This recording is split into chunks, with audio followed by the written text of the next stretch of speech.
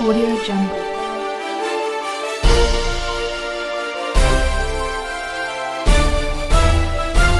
Audio Jungle.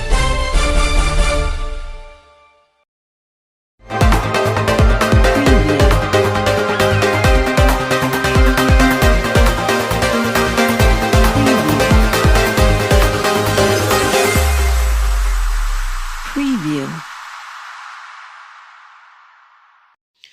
Ballari ಜಿಲ್ಲಾ ಸಂಡೂರು ತಾಲೂಕು ಕ್ಷೇತ್ರದ ಶಾಸಕಿ ಶ್ರೀಮತಿ ಅನ್ನಪೂರ್ಣ ತುಕಾರಾಂ ಇವರು ಗುರುವಾರ ವಿವಿಧ ಕಾಮಗಾರಿಗಳಿಗೆ ಚಾಲನೆಯನ್ನು ನೀಡಿದರು.